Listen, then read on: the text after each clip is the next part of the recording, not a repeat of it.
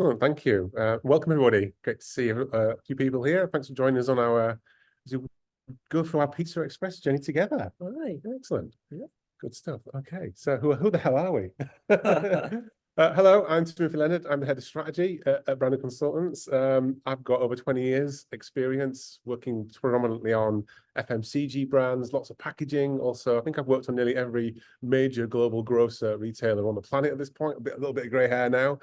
So managed to pick up a few tricks along the way. And I'm Joe Bembridge, design director. I've got 10 years in the industry, working with a lot of FMCG brands sort of along the years. And was sort of lead designer on PizzaExpress, which was a really exciting project. So really excited to share this with you. Bit of a passion project. You're also being exposed to our new brand look and feel and our new brand proposition as we're going through this. Just to quickly mention what on earth that is. So we're all about awakening brand potential, and for us that's about really getting under the skin of like why a brand exists, you know, what role it plays for people, why they love it or why they loved it, and being clear on what's that potential, that latent potential in that brand if it exists, or the potential in a brand idea that needs to exist. And for us it's about being really real, being grounded in the real world. It's about insights, not assumptions, empathy, not ego. There's no generic Gen Z going on here. We want to get under the skin of some real stuff to make really smart work that works and works and works. So for us, it's not about strategy and design and all this other stuff. It's just about clarity. It's about ideas that fire us up and then creating experiences. And one of those experiences could be a pack. And, you know, we've done lots of that on this particular project. So excited to share that with you. Just a bit about who we are and where we're from. So we're UK based, but we've got global reach. We're proudly, you know, our origin story starts us off in Manchester. We've got our plucky, cheeky northern attitude, which we're going to hold on to as we grow and develop. And New Year we opened our studio in London, which is growing quickly, and you know we're servicing some great clients, you know, around the globe. So the team's growing, the sites are growing, the fun is growing, and we're having a blast. So great to share that with you. Speaking about a new proposition, we're trying to also move away from, can I have a pack, please? Can I have a logo, please? And we did some work working with clients and just doing a little look at the industry and working back historically through the work we've done. And we identified for us 3 key client challenge gateways, we call them. And often we find clients are either trying to shift brand perception, either internally or externally. They're trying to secure their brand position in market. And might be more established brands, or we're trying to scale up the value and the growth we're seeing. Let's make more of that. So we have different products sat underneath these gateways to just help shape the client thinking and evolve those conversations. We will get to the design, we will get to that design brief, but it just helps frame that as more of a challenge conversation up front in the client's world. And again, it's part of something really passionate about, is back to what I was talking about earlier about awakening potential. That starts with really listening to the client and understanding the client. The first thing they ask us, if they, oh, can I have a piece of design? The first thing we ask is why. Why do you need that design? What's going on in your world? What are the stakes? Who cares about this? What's going on? We get under the skin of all that. So that's a little bit about our approach. Of course, we've all got client lists. Here's a selection of some of the clients we work on. We're proud to work on. Let's hear it for the clients. They're the ones that make all this possible. So we really love our partnerships that we have here. And again, we've got a mix of national, international, challenger, established brands that really keeps us on our toes. But yeah, just a really good mix of good relationships, smart people, helping sort of give us briefs that test us, and again, making work that works.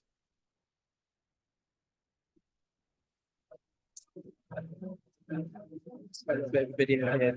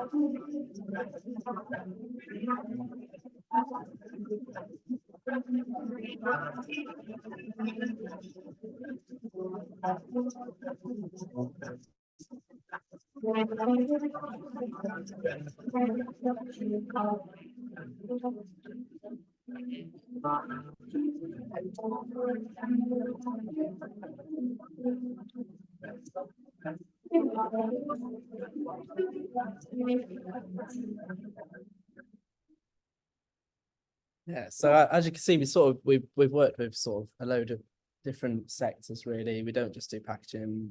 Beyond that, we're working with charities. It's just working really, just doing exciting design for great people. So talking about great people, we have some amazing people at Brandon. There's a bunch of there's over 40 of us, around 40 of us now, and just amazing bunch of people split across the Manchester studio and the London studio. One amazing thing was that we got to go to Marrakesh, for our Christmas do this year. So we've got a little bit of a sizzle reel of what happened there. But everyone's so good. The culture's amazing, and the people are really what make Brandon. So Correct.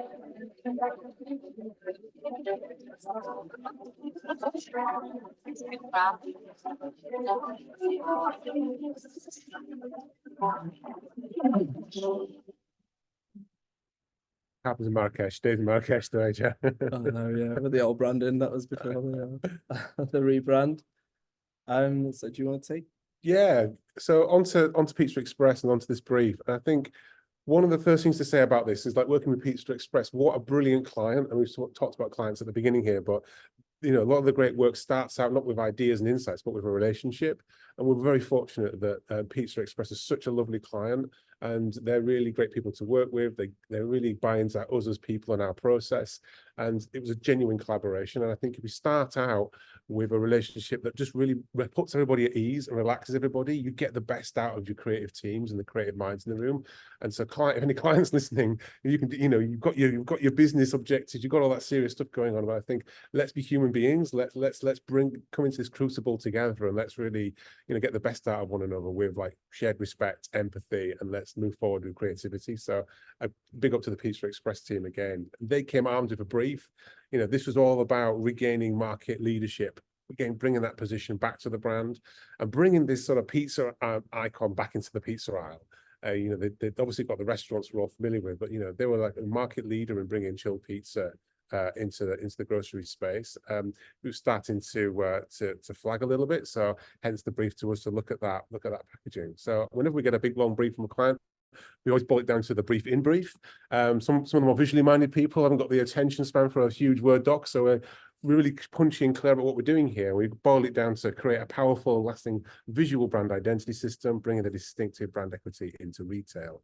The other sort of part of this is obviously design solves problems. Design, does this thing, it's not just about aesthetics, so that we always identify the challenge.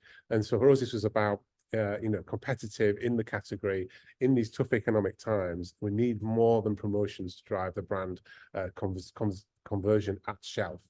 And we're trying to sort of pull the brand away from lots of different entrants, lots of different people scrapping over attention and wallets in that intense retail moment. So for us, back to the thing I was talking about earlier, this immediately chimed with us, ding, ding, ding.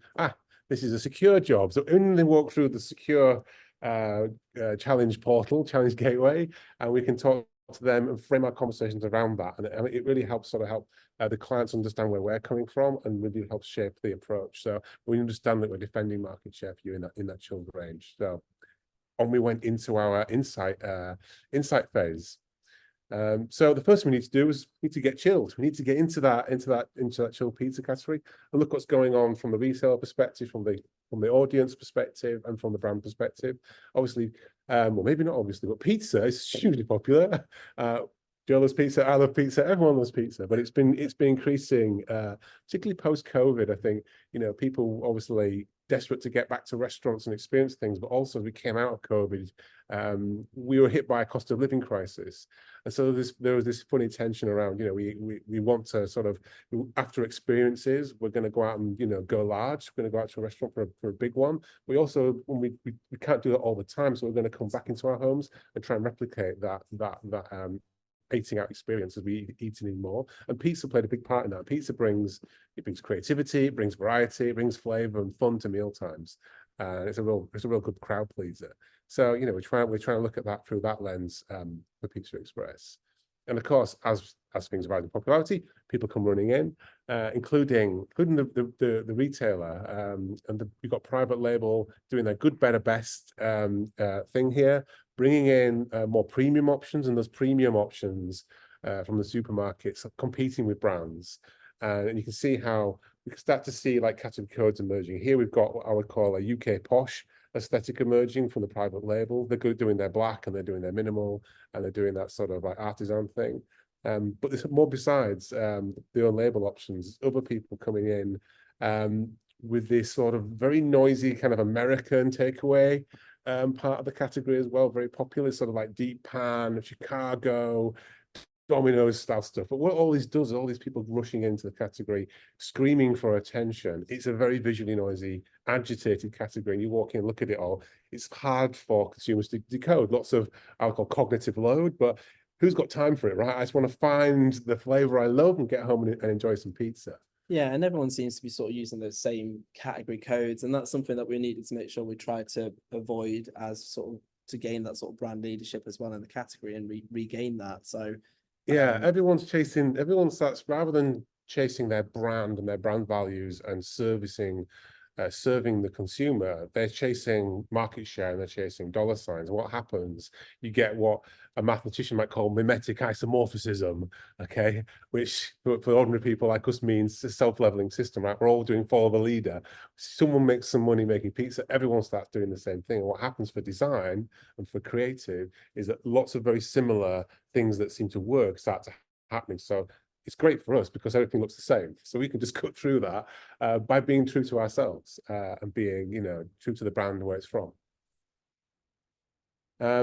So just looking at the category codes, there was 3 sort of big aha moments for us. Number one, all this shouty color screaming for attention. Again, this sort of takeaway kind of Italian American pizza aesthetic really coming through, all dominated by pictures of the pizza. You know, we've got to show a slice of pizza. We've got to be bottom right, okay? We've got a whole this stuff going on. Everyone's sort of doing that. And then all these lots of visual elements, all this visual furniture being layered on. We've got panels, we've got call outs, we've got a dancing pizza slice, we've got, you know, logos, GDA, all this fluff going on here. Again, adding to the noise, adding to the cognitive load, getting in the way of people getting to that enjoyment, getting to that what is this brand about? So lots to cut through, lots to simplify. Now, again, back to what we were talking about at the top there, we want to get into the real world. We want to understand what works to help create work that works. And so the first thing we did was, rather than assume, let's start taking pack elements and moving them around, including the logo, let's go and do a distinctive brand asset study, work out actually what is being hardwired for our audience. And we were really lucky with this one. It turns out that I think it was nearly 80% of consumers recognize the filigree around the logo, not the word mark, not the logo in its entirety, but this particular piece of design, which you may think is, you know, part of the logo. How are we going to do that? Or you might think it was more secondary, but this was the number one thing that had been hardwired in consumers' minds that connects them to the Pizza Express experience they know, and the visual reference to that puts them straight into that. So that was a massive win. I think on the next slide, we have the breakdown of that, just to show that it doesn't live on its own. It doesn't just do it all on its own. It's the thing that's the priority asset in terms of brand recognition and brand recall. And there's other things happening here, sort of more borrowed memory structure from the category. So we've still got some pizza codes that we need to help people see, oh yes, it's pizza. There's the margarita, which is sort of cheesy color. There's my pepperoni, sort of burgundy color. So we've got a mixture of, you know, borrowed memory structure in the category, but this great distinctive memory structure being already planted in the filigree. Yeah, and there was a nice thing in Pizza Express as well, rather than just being a brand going into the market, they've obviously got the restaurant side, and they've got equity in their naming, even what they use in the restaurant. So they've got the likes of the American, La Reine, or Sloppy Giuseppe. So they're like names that they've had in their restaurant for years and years, literally almost since 1965. A lot of those products. So it's nice that they've got equity in that, and people understand the sort of the naming construct, and they see it in restaurant, and then they see it in retail, and they create that sort of connection between the two. So naming was one which we really wanted to stay in mind, that yes, it might be a pepperoni pizza, but we call it an American. So there was some lovely equity in that. 100%. And then sort of what we were talking about before, like why do people have this sort of nearly 80% of people are recognizing the filigree just from the filigree without the word mark? And that's because the logo itself hasn't only really changed marginally since 1965. It was designed by a girl called Natalie and Enzo Apicella, who did the sort of typography for it. And it's funny because it's one of those things, like in design, we're always like, oh, what can we do with the word mark? How can we change the word mark? In this instance, we were like, we don't need to change the word mark. That word mark's lived since 1965. It's had a few tweaks along the way, so let's use it the best we can.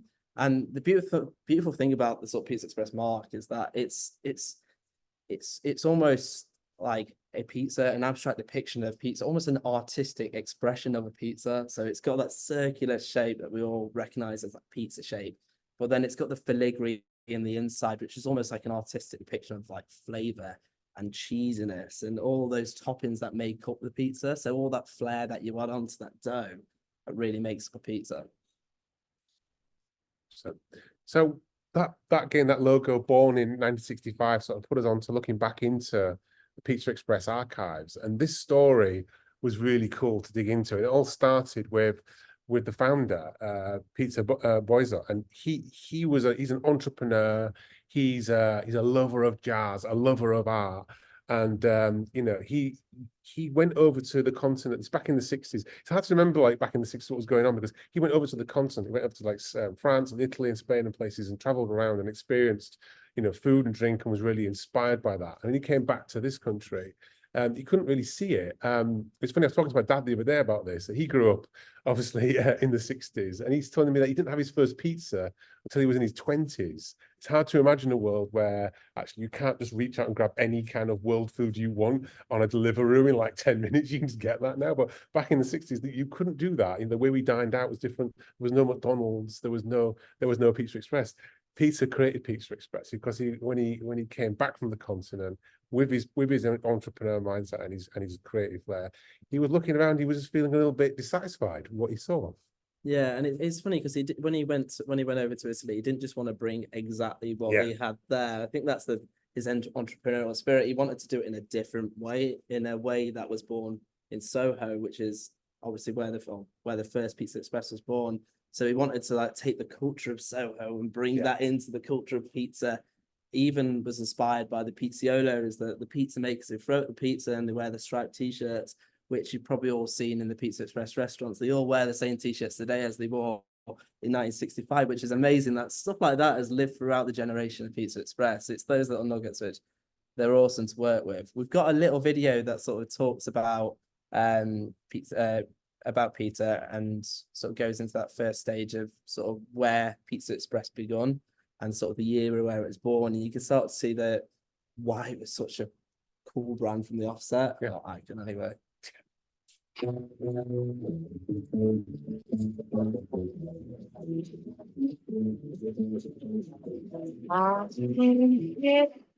Can you see that? It's not showing on my screen. Sorry, Joe, no, it's not showing up on our screen either. Let me just... One moment while we appease the technology gods. That's better. Let me try and make it. Oh. I've crashed. I'm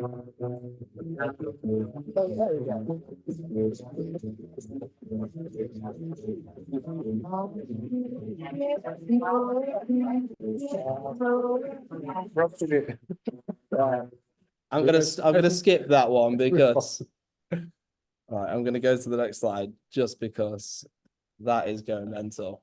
I might put 2 videos in there or something. But in short form, it's it's Peter's sort of journey and what he did and how he brought pizza into the UK, what he was inspired by, how it set up almost this in Soho where there was all this energy, there was all this flair, and it was just more about how Peter thinks He and shared his passion and his yeah. creative flair, that he was inspired by the concept, brought that up, and as you said, not replicated a holiday.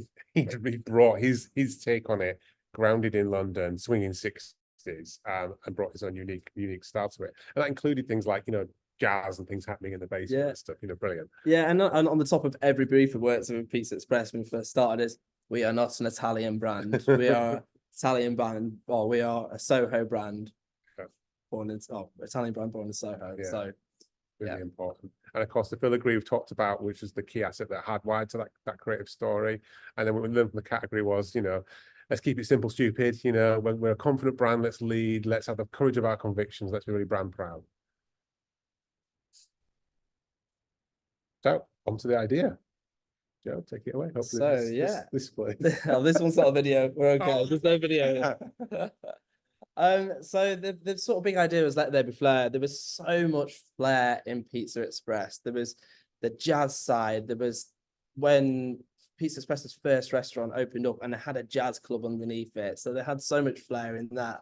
But equally bringing in that idea, what would Peter do? Like Peter, he didn't actually just get a normal interior designer to design his restaurants. He got a guy called Enzo Apicella, this Italian guy, brought this Italian guy in who was actually a cartoonist, and he did a bit of interior and brought him in to give a really fresh perspective on what you could do with restaurants. How can we switch up this restaurant scene? Let's do something different. So they've always had that idea of flair sort of ingrained into the DNA, even to the fact that none of the restaurants are the same. There's not that cookie cutter approach. It's very sort of different. Each restaurant's inspired by different things. It's inspired by art, it's inspired by culture, it's inspired by music.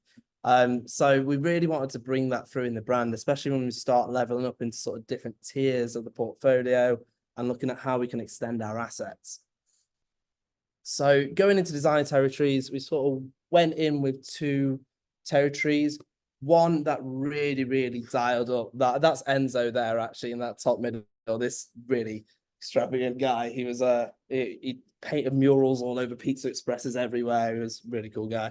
But we had this one which was really expressive, really focused on the art, the jazz, the energy. If anyone's got the chance to go to the Coptic Street PizzaExpress in London, it's like walking into a time capsule. It's so cool. It's not changed since day one. So that was the second PizzaExpress ever opened, and there's just so much energy in there. There's so much flair. They've got these murals on the windows, which are the ones you can see next to Enzo there, which was like his depiction of the filigree, how it could come to life on different touch points. So that was why with this one, we actually really want to bring that energy through, and that energy through in that filigree as well. So really tying up those colors, the jazziness. And to be fair, we purposefully pushed this through. We've got 2 territories to show. We always try and do 2 to make clients make decisions. We always pull them apart purposefully to really sort of want to find the edge of the creative opportunity rather than just sort of land in the middle somewhere. And then if they go, yeah, brilliant, you sort of always wondering, well, what could have been if we kind of gone further? So we always try and find the edge. Not to say that we kind of go safe and wild, but we kind of just want to find different ways of interpreting the brief and landing it. And this was, as Joe says, is like really landing squarely in that idea of like expression of art and jazz and that creative flair idea, really kind of going big on color and shape. Yeah. And you'll be able to see some of this actually came through in the final design, but it wasn't as expressive as this, but it brought that expression through in a lovely way. And the second way in was leveraging those really strong distinctive brand assets like that filigree and making more of that and making a point of that and bringing that to front of pack as well. But also looking at the colors and those heritage colors that PizzaExpress has. Everyone, when we did the distinctive brand asset study, if you said what color is PizzaExpress, a lot of the colors came back as blue. The blue because it was the blue neon lights, it's the blue lights in the Jazz Club down in Soho. It's all those things. It links back to the old menus. There's something really nice in those old menus as well, that the fact they didn't just take the logo as it stands today and just apply it onto the menu. Again, they thought a little bit differently. They wanted to use that filigree and that identity system to do something where they can almost frame that menu and create a different device. So these are the sort of learnings that we were picking out and being like, this is where we can push this a little bit further. Once we got to this point, we thought, let's push this a bit further. So the route they actually went with was the safer option. But equally, I think we can have a lot of fun with the safer option. But it was also the bolder option. Let's double down on what we're about. Let's really go into ourselves, and let's dial up the things that people are associating with, and let's actually just go to town on that. Yeah. And so it's almost like extremely Pizza Express, rather than expressly pizza. Yeah, and we felt like this one really answered the brief as well. And the client felt that this one really sort of answered the brief and could see where this one could go. Yeah. And then sort of into the design sort of refinement. So design refinement. So what is every designer's favorite bit of client feedback, Joe? just make the logo bigger, will you? Yeah, you go. Yeah, literally 90% of the time. You just make that logo a bit bigger. Well, we took that to the extreme, didn't we? We were like, let's make this logo the entire pack. How can we do that? And then you suddenly work out that you've got these square pizza boxes and you put a big circular logo on that's quite detailed anyway. And you're like, oh, I don't think this is gonna work like this. We're gonna have to figure out a new way of doing it. But equally, we really wanted to showcase that filigree and that flair and all the energy that brings. So what we actually did was look at can we start to bleed it around? Can we start to crop it off pack? Can we make it work around the pack? And we're not just on this sort of two-dimensional level, it works around it. So we started taking this thought process forward and even thinking about how do these packs work together? And the beauty of the filigree was that your mind could fill in that whole circle without the whole circle being on there as well, because it was so distinctive. And when we did the study for this, it was so distinctive that people just instantly recognized it, again, even without the Pizza Express mark on there. So this is the sort of asset that we really want to take forward. We want to drive into other parts of the asset. So really wanted to dial up the other parts of the assets, but inspired by this filigree, because again, it was the distinctive asset and it's the bit which feels really, really Pizza Express. We worked with an amazing typographer, Dan Forster. Big up to Dan. If you are there, Dan, hi. Yeah, we're an amazing typographer, Dan Forster, and he did a stellar job in taking the vision of the filigree and bringing that flair and that energy and that fluidity into type and doing it in a way that didn't feel like it was too distant from what they had at the minute, because that was something the distinctive brand asset study that they were like, people liked the scripty typeface. Actually, can we make that more legible? Can we bring a bit of flair to it? Everything we're doing was like, can we bring a bit of flair to it? Which is amazing. Like once we started going forward with this project, we're still working with them now and we're still doing amazing different sort of stuff beyond pack for them. So just a bit of a detail to show what the type's like, so and how it will sort of animate and come to life. And as you can see, just a bit of a roundup of those assets and that merging of the two assets now together that's born from one sort of master brand asset. Yeah. So bringing all that together, we had the icons range, which was, we wanted to keep the icons range quite simple, because it was those real classic restaurant icons that have been on the menu since day one, which is the margarita, the American, and the sloppy Giuseppe. But equally, there was some category, people recognized the color of these products without even reading into it. So we didn't want to go too distant there. So these were this three sort of icon range products. It's got a nice little twirl on it. Yeah, beautiful. Working really, really hard here, being brand first, being brand led, being really proud of assets that we know work. And then also still not pulling completely away, as Joe says, from category codes that are understood for our audience. So we can see it's Pizza Express and we can see it's a pepperoni or it's a margarita, whatever. Two things come together, bang, we've got some real clear cut through. And you can see the difference here between what it was like before, what it was like after. We're struggling to sort of do something with the logo, and there's lots of furniture which doesn't necessarily need to be there. The first thing you could argue you notice is actually American rather than Pizza Express, despite the effort to try and get that logo as big as we can there. And then again, you've got some tomatoes and some pepperoni. Okay, right. But let's just go with Pizza Express. Let's leave with that icon, which is why we wanted to try and bleed it out beyond the square to try and help us sort of lock into that and leverage that distinctive brand asset. Yeah, and also looking at just the other bits, like how we integrate the window through. So it was really apparent that we needed a window on this product, but how can we do that in a way that fits in with the filigree and works with the shape? So, and then create a bit of iconicity around that by using it in the same way in each product and everything we put forward with that. So This was go ahead. No, just guiding the eye again, just being really clear about, most people, you're lucky if they spend 3 seconds at shelf. They've got like 22,000 pieces of information they're looking at in a standard shopping trip to supermarket. Average time at looking, decoding a piece of packaging is 3 seconds if you're lucky. So you've got to hit them with like, what are the most important pieces of information on that hierarchy? So here we can see that the eye tracking bore out that was, number one thing was Pizza Express. Number two thing, there's my Americana, brilliant. And then the last thing is just that qualifier. Oh yeah, that's what I want. I can see it there. That's just like reassurance. Like, who am I? What am I? Is that what I want? Yes. Very quickly, simply communicated in a brand way. And sort of moving on from this, we had a separate challenge. So we had a separate range, a new range for Pizza Express, which was the restaurant favorites range. So it was more about the inspirational new recipes and that which are coming through restaurant. So they've not got that large sort of equity in them as of yet, but still they're coming through. But it's where they can do a little bit more innovation. So there were bigger pizzas, bigger flavor. So how do we deliver flavor? Well, we didn't want to just do it again using those category codes of big pizza. I mean, we were told a few times to maybe look at putting pizza on. We gave a better option for that. So yeah, it was looking back again, thinking about those things about like the DNA, like they've got art, they've got flair, they've got everything ingrained into the DNA of Pizza Express. So let's bring a little bit of that forward. So there's a nice sort of connection between sort of pizza making and the flair and artistry of pizza making, and there is in art as well, and the paintbrushes, the swooshes, that style that you can start to sort of marry up those two worlds together. And we worked with an amazing illustrator on this, Emily Simpson, who did a great job bringing these illustrations to life. So the illustrations were there to help sort of reassure that this is what's going into this product, because they weren't those icon range that everyone's like, I know that's pepperoni, I know that's got meat on it.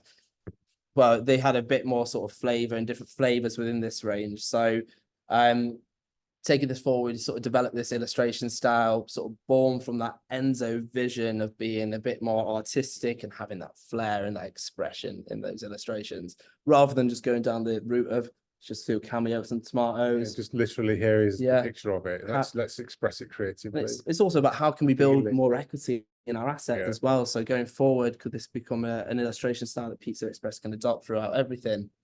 So just a couple of sort of close-ups of those illustrations and the bits of flair and the details that really went into this. So these illustrations were actually sort of hand painted, a mix of sort of hand painted and digital. So it was using sort of the real paint strokes and then bringing a slightly digital lens to them as well.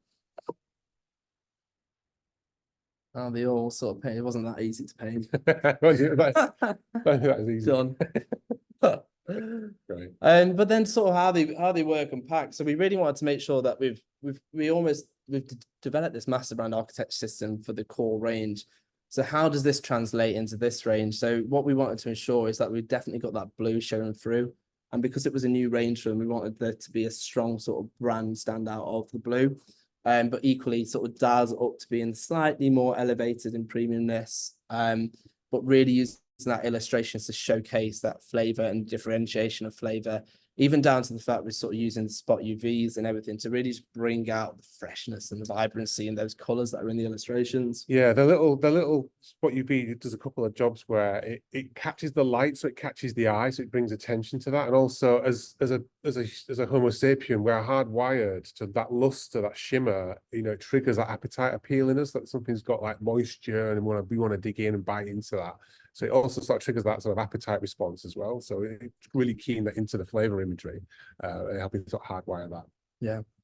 And sort of how they worked across the full range. So we had quite a few range, and we're still doing MPD within this range, which is great. It's set almost a range up to be like, this can be the more experimental range that we put new flavors in, we try new things in all the time. We sort of started out in a secure space with the gateway I mentioned at the beginning, doing that first job, and then as that design proved that it was working and the relationship developed, we then moved into the next gateway. And these kind of gateways work almost in sequence, where the final one there was about scale. And so we're now getting into doing new products, expanding the portfolio with them, and sort of continuing that client relationship and that journey. Yeah. And sort of how does that, we also had about 70 SKUs to do beyond pizza as well. So it was making sure that these assets are transferable when we start going to different formats. when we start looking at, say, the dressings bottles, for instance, how we can dial up the filigree in a slightly different way on that as well, and being a bit more playful with that. And how do we keep that sort of consistency through illustration as well, which was we really wanted to do across all products. So we're not falling back into doing photography for stuff. It was really being clear on using illustration, using that creativity, using that flair. So this was an actual shelf shot. This isn't mocked up. This is an actual shelf shot of in the supermarket of the comparison before and after. We didn't just work on the design, but we worked on how it's merchandised and making sure that the retailers stack them up so we can get that maximum brand standout. Even the ones on the bottom shelf that haven't been stood up, they've still got so much impact because of the size of the logo and the way it's working and the way the filigree is working around the side. So it's still capturing that essence of PizzaExpress, even when we're not seeing PizzaExpress on front of pack. Sometimes you do a pack, it doesn't quite work at shelf. It doesn't quite pop as well as it does on screen, but these really kicked out of the shelf, look really great. And again, these aren't doctored at all, these shots. They are genuine shots in store before and after. And also we noticed afterwards taking it, you can see now it's not on promotion anymore. There are some meal deal tickets, which is their Tesco thing that's going on, but all the sort of discounting stuff's gone now. So, you know, job done. Yeah. Love it.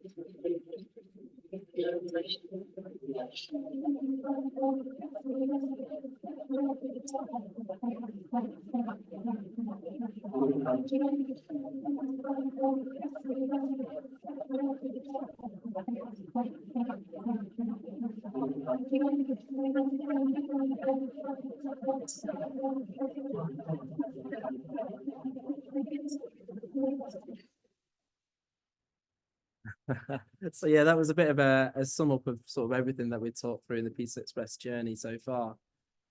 Yeah, I think what last thing to say probably is like how did it do? Did we do what we set out to do? It's hard to get the data. We definitely seeing it's working really well. I think the client certainly has given us some great feedback. I think on the next slide we've got a bit of a quote. I won't read the quote out, but the client is really clear in their minds that we have got that brand, that proud brand aesthetic now. We've got that standout in store. It's changing the conversations with retail, and I think we've heard. I think the first 6 weeks in Tesco, the needles are moving in the right direction. Very positive, and that's opened up, you know, new areas of store and new ranges for us. So the future looks bright for this one. Yeah, and we also, as designers, always love. We also won an award, which is great. Always good to win awards. Bit of recognition, never Yeah. hurts, does it, Joe? A little bit, yes. But beyond this, actually, it, like Tim was saying, then it opened up opportunity for growth, which is great. We opened up opportunity for growth in the category and beyond the category. And what was amazing is we had the opportunity to take this master brand system and adopt it slightly to work in a slightly different category, which was frozen. So we managed to get into frozen. We're in frozen now in Tesco and a couple of other stores. And I've just got a little bit of a video to share about that and about the design and how the design flexes.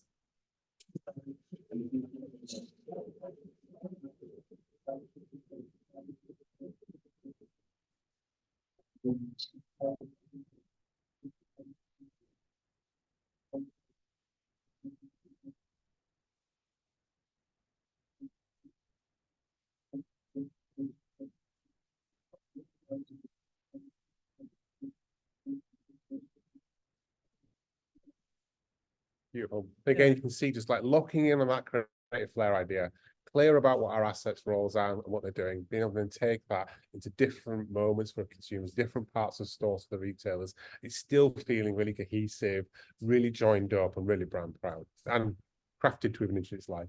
Yeah, and bringing in that flex like into the assets. So the assets on the say the illustration assets were quite almost static on the restaurant favorites range. Well, we thought we need to bring a bit more flair to frozen because it's quite a cold category. So yeah. how could we bring a jazzy vibe to that? Yeah. So it was doing something slightly Energy. different with the typography and with the ingredients as well, just to bring the extra layer of energy. But equally looking back at the restaurant here for like making sure that we bring in some equity from the restaurant as well. So we brought in the marble table sort of effect into this because nearly every single PizzaExpress in the country has got a marble tables as their tables. So, and that was something that Peter brought back from Italy as well. Another one of those little nuggets. All threads through. All threads through, yeah.